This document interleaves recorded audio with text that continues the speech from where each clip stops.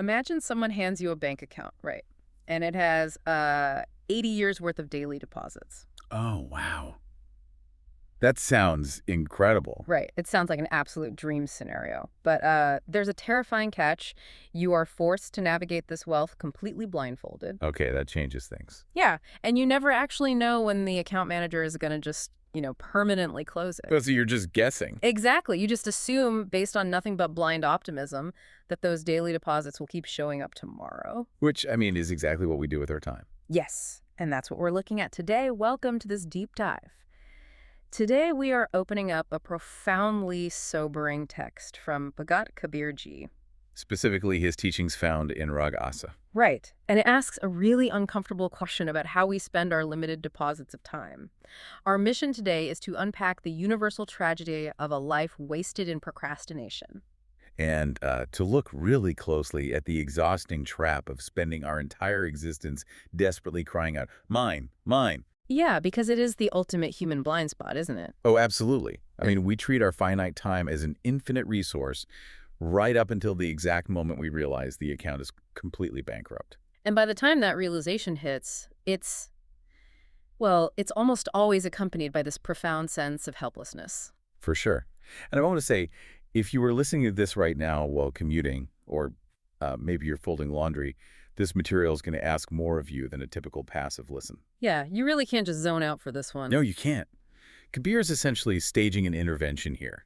He's forcing us to look at the ticking clock of our own lives and confront the illusions we use to justify our daily distractions. Okay, let's unpack this. Because Kabir doesn't just offer us like a vague philosophical warning about time flying by. Right, he gets very specific. Yeah, he presents a stark mathematical breakdown of a human lifespan. He directly challenges this deeply ingrained modern assumption that all the heavy spiritual lifting can just be deferred until we are old. Like retired and finally have some free time. Exactly. What's fascinating here is the precision of the timeline he lays out. Yeah, he divides a life into these specific chronological blocks to show us exactly how the evaporation of time happens. Because to understand the mechanics of wasting our lives, we first need to look at how Kabir segments human existence. And more importantly, the psychological state we inhabit during each of those segments. Right, so let's walk through the actual numbers he uses, because honestly, the math is pretty sobering. It really is.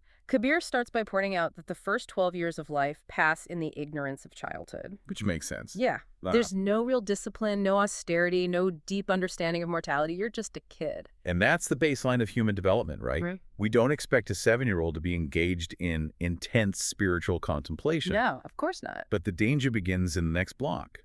Kabir notes that another 20 years pass without self-discipline. So now you have spent your youth and moved firmly into adulthood. You're 32 years in, and the foundational habits of distraction are fully set. And then comes the largest chunk.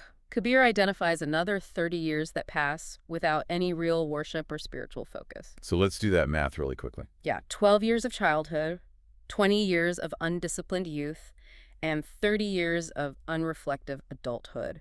That is 62 years of life. Gone. Just gone. And what arrives after that? Old age, bringing nothing but repentance and regret. It's heavy. It is heavy. But wait, I have to push back here for a second.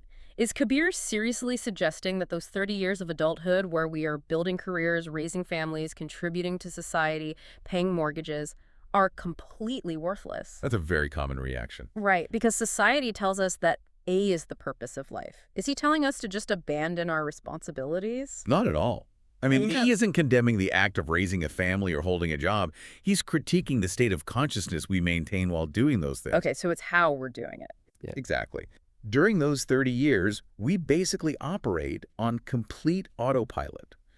We allow the demands of the external world to entirely eclipse our internal world. Oh, I see. We constantly tell ourselves, like, once things settle down, once I get this promotion, once the kids are out of the house, then I will focus on my inner life. Right, right. Kabir's pointing out that this isn't just a scheduling issue, it is a systemic delusion. We assume the later stages of life are magically guaranteed for spiritual focus. But we exhaust the entire timeline merely reacting to external stimuli. Exactly. It's like we are constantly hitting the snooze button on life's true purpose. That's a great way to put it. Yeah, like the alarm goes off in our 20s and we hit snooze because we need to focus on our career. It goes off in our 40s and we hit snooze because we need to pay off a house. Yeah. We literally sleepwalk through the decades. We really do. So why is this procrastination so universally baked into human nature? Like, we all know logically that the clock is ticking, yet we live as if we have an infinite lease on life. Well, it comes down to how human psychology discounts the future self. Okay, what do you mean by that? Neurologically, when we think about ourselves 30 years from now, our brain lights up in the same way it does when we think about a complete stranger.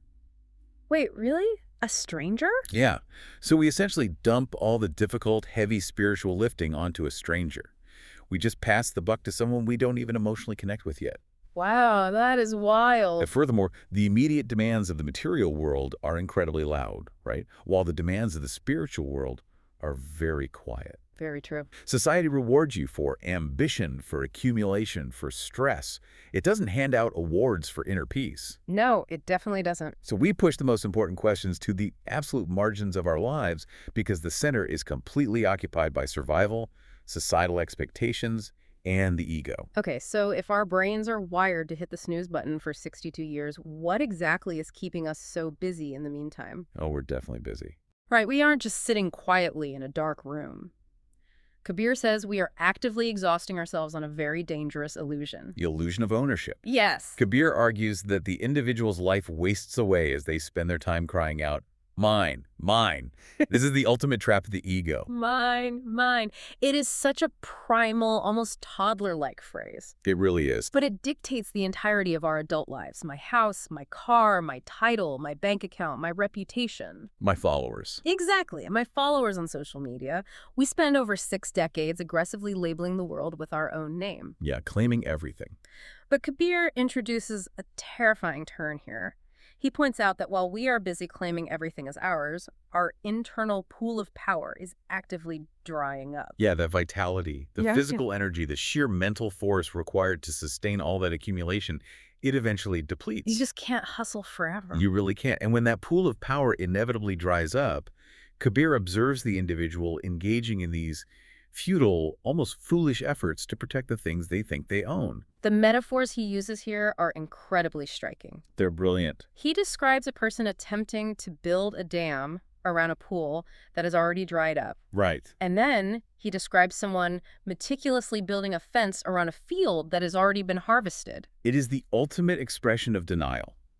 I mean, think about the physical and mental energy it takes to construct a dam or build a fence. It's backbreaking work. Grueling work. But the person in Kabir's metaphor is doing it for absolutely no reason. Well, water is already gone. Exactly. The valuable crops have already been taken. They're exhausting themselves trying to contain an emptiness. It's like installing a state-of-the-art $1 million security vault, but leaving the door wide open until after all the money has been stolen and then locking it. Yes.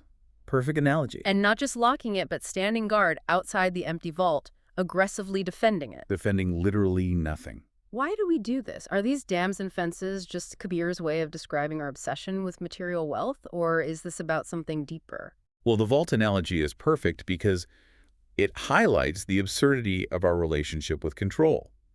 We build these fences because we desperately want to believe we can hold on to our youth. Or status.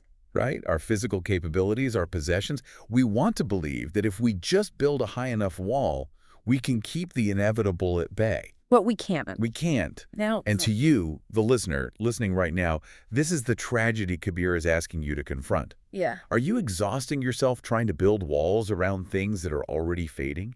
Because while we are highly distracted by building these useless retroactive fences, Kabir introduces a very specific uninvited visitor. The thief of death. Yes. Kabir warns that when the thief of death comes, he quickly and quietly carries away what the fool had tried to preserve as his own. Notice the choice of the word thief there. It's very intentional. Absolutely. A thief doesn't announce their arrival. A thief doesn't send a calendar invite so you can prepare your spiritual life. Right. Hey, I'll be there at 3 p.m. on Tuesday. Exactly. A thief operates in silence. exploits your vulnerabilities, and arrives exactly when you are least prepared and most distracted. Wow. Kabir uses this imagery to emphasize how unexpectedly the end arrives, rendering all those material fences completely, utterly useless. You spend your whole life crying, mine, mine, and in a fraction of a second, none of it is yours. We build these elaborate fences because we think we have the time and the strength to fortify them, but Kabir shatters that delusion by forcing us to look at the actual biological vehicle we are driving. The physical body. Right. This false sense of ownership is ultimately destroyed by the undeniable physical breakdown of our own bodies. He removes all the romanticism from aging. He absolutely forces us to look at the mechanical failure of the human form. There is no sugarcoating it in Aasaa. He points specifically to the visceral physical symptoms. The feet, the head, and the hands begin to tremble. Copious tears flow from the eyes. Yeah. And perhaps most devastatingly, the tongue fails. It cannot even articulate the correct words. It's a brutal image. It is. And then Kabir asks this incredibly pointed question. Now, in this broken state, he hopes to practice religion. Here's where it gets really interesting. Okay, tell me. This raises an important question. How much do we take our current physical and mental capabilities for granted? Oh, massively. If you are listening to this and you have a clear mind, if your hands do not tremble, if your tongue can easily articulate your thoughts, that is a temporary, fleeting privilege. Kabir's point here is biological just as much as it is spiritual. Because society generally treats spiritual reflection as a kind of a retirement plan. Yes. Like you work hard, you make your money, you retire to a quiet house, and then you start thinking about the universe and your soul. We think we can just switch gears into a monk-like mindset at the very end of our lives. But Kabir is pointing out the trembling hands and failing tongue, not just to depress us, but to prove a point. Spiritual practice is a physically and mentally demanding discipline. Highly demanding. You can't run a marathon with a broken ankle, so why do we think we can achieve enlightenment with a failing neurological system? That is the core of his critique. Spiritual practice requires immense focus. Right. It requires energy to tame the ego. It requires a certain baseline of physical fortitude to sit in contemplation. And it requires a sharp mind to cut through lifelong illusions. Yeah, that takes work. A lot of work. Yeah. To think you can ignore your spiritual life for 62 years and then suddenly master it when your very biology is collapsing? Yeah. It is the height of arrogance. It is the final, most dangerous illusion. I mean, try meditating when your body is in severe chronic pain. Oh, it's near impossible. Try focusing on the divine when your memory is slipping and your systems are shutting down. It is an immense struggle. It is. We assume old age brings wisdom and peace, but Kabir is showing us that if we haven't done the work, old age just brings physical decay and panic. And those copious tears flowing from the eyes that Kabir mentions, these aren't just tears of physical weakness or pain. What are they then? They are tears of profound existential regret. It is the crushing realization that the time for preparation has permanently passed. The pool is dry. The pool is dry, the field is harvested, and the one true opportunity of a human lifespan was squandered on things that could never be kept. So, if our biology is ultimately going to fail us and all our material fences are completely useless, what is the actual prep work? Right, because we need a solution. Yeah, because if Kabir just left us with trembling hands and a wasted life, this would be an incredibly bleak text. But he offers a specific alternative. How does one actually prepare before the thief arrives? He pivots entirely from the tragedy of the material world to the enduring reality of the spiritual world.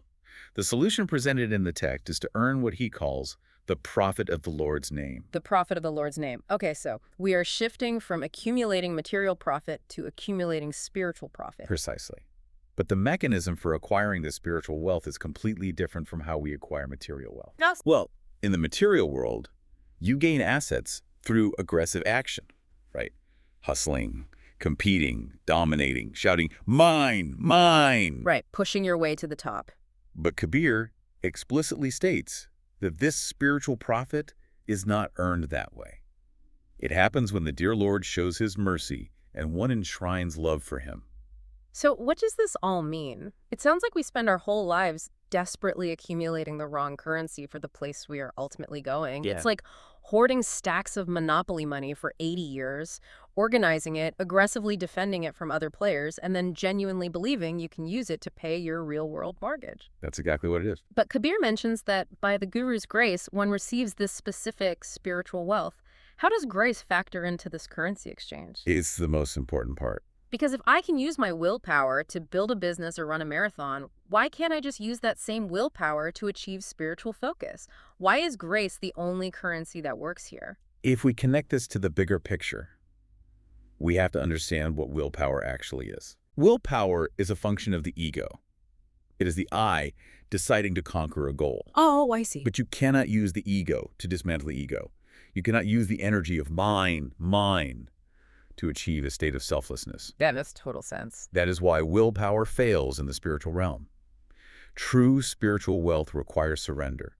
It requires divine mercy and the Guru's grace because it involves letting go of the illusion that you are in control. Wow.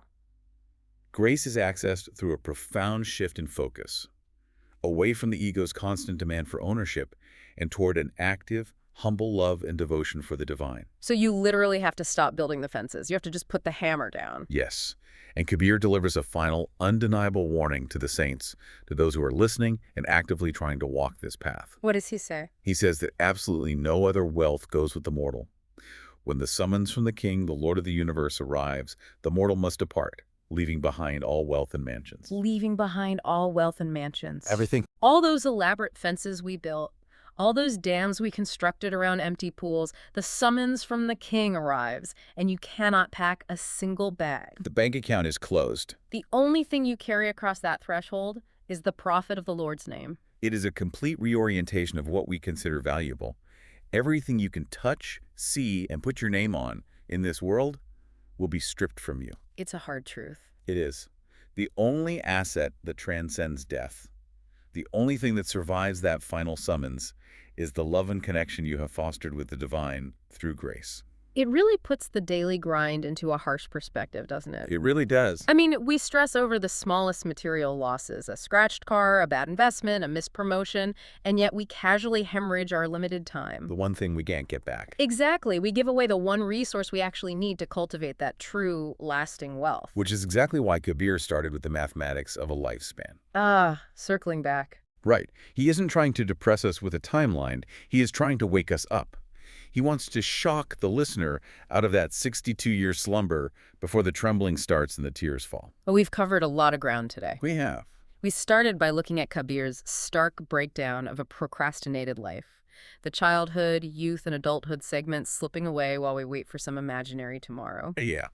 We explored the absolute futility of building fences around harvested fields, driven by the ego's exhausting, endless cry of mine, mine. Right. We confronted the physical reality of our inevitable decline, proving why spirituality cannot just be a retirement hobby. And finally, we arrived at the ultimate truth presented in Rag Aasaa, that when the final summons comes, the monopoly money stays on the board and only the wealth of the Lord's name survives the journey. It is a profound teaching that demands immediate application. It is not meant to be analyzed as abstract philosophy. Yeah. It is meant to fundamentally change how you choose to spend your afternoon today. So to you, the listener, we want you to think about your own life right now. Really look at it. Look at the clock. Look at your calendar for the week. What are you currently crying mine over? Are you spending your precious finite energy building dams around a dry pool? Are you assuming you will have the physical strength and mental clarity to focus on what truly matters later while the decades quietly evaporate? It is the most vital audit you can perform on your own existence. So we want to leave you with a final thought to mull over today. If the afterlife requires an entirely different currency than the material wealth we obsessively hoard here, what is one small investment in that true spiritual currency you can make today before the sun sets on your current stage of life, before you hit the snooze button one more time?